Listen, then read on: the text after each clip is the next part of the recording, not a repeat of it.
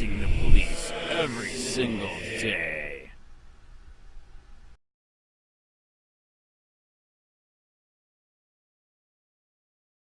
Charlotte County Sheriff Bill Prummell turning jail into a gulag. How about stop police a for-profit and filing jails with victims' crimes? CCI on track for fewer inmate deaths this year. State implements new contraband detection measures. By Ann Easker. Staff writer. After one of its deadliest years in recent history, the Charlotte Correctional Institution is on track for a decrease in inmate deaths this year. In particular, deaths related to K2, also known as spice or synthetic marijuana, seem to be dropping off. Last year, 4 inmates died from spice overdoses, outnumbering deaths from natural causes. In 2018, there's been 1 K2 death so far. Tavares Bentley, a 28-year-old inmate from Orange County serving a 10-year prison sentence for accessory after the fact of murder, died from a synthetic cannabinoid overdose on February 21.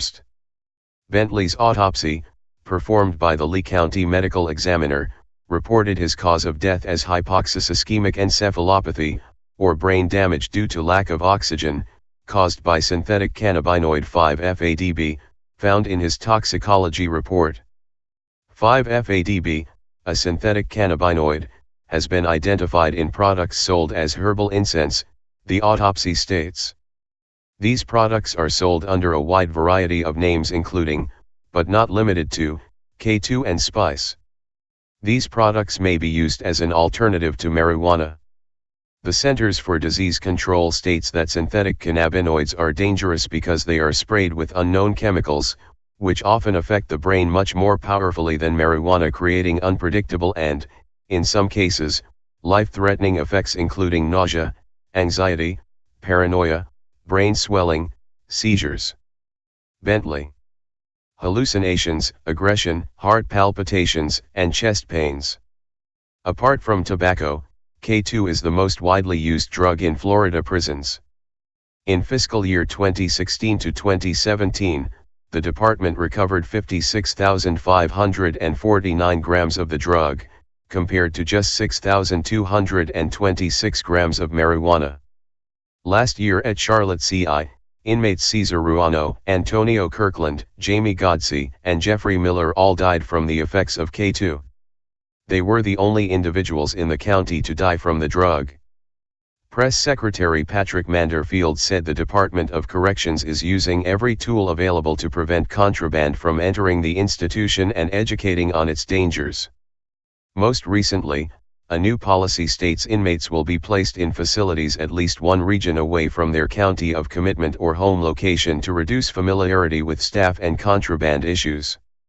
We have numerous documented incidents involving contraband introduction and other crimes that are direct results of inmates' association with local citizens, gang members, friends, and in some cases, staff, Manderfield said in an email.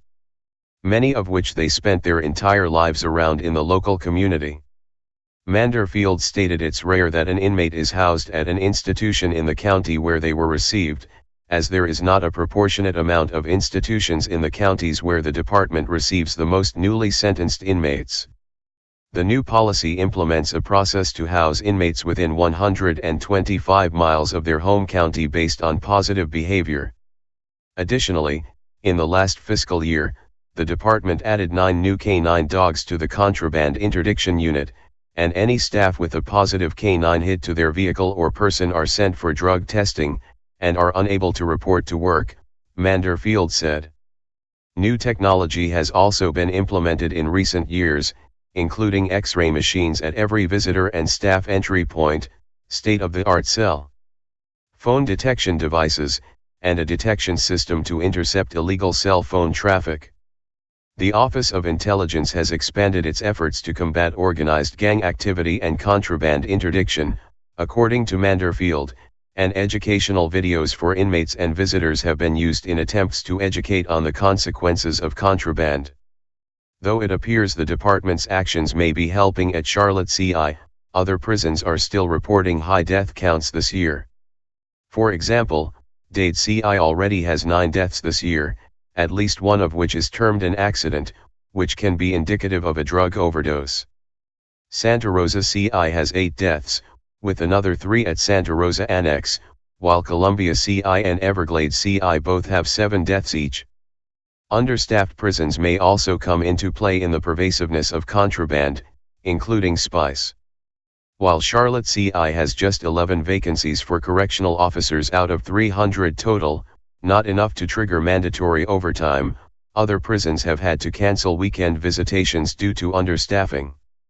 While Charlotte has just 3.97% vacancies, other prisons throughout the state have up to 32.64% vacancies. Correctional officers' salary starts at $33,500. The inability to properly staff our correctional facilities has a negative impact on all operations, Manderfield said. In addition to Bentley, 2 other inmates died this year at Charlotte CI from natural causes. Damon Snyder, 53, and Charles Dorsey, 68, both died after an acute cardiac episode caused by coronary artery disease. Toxicological analyses, including synthetic cannabinoids, were negative for both men. Police use who may want to retaliate against him physically. Hey Charlotte County, this is Charlotte County Cop Watch, and I just wanted you to know that I am using this stuff under fair use. And also remember to like and subscribe this channel. Also too, keep in mind I do not make any money on YouTube. This is 5 hours work a day, you know, fighting for freedom. And you can donate with PayPal and Patreon. I just want you to think about this. If everybody gives to PayPal and Patreon, Patreon is every month. Actually, PayPal you can do every month.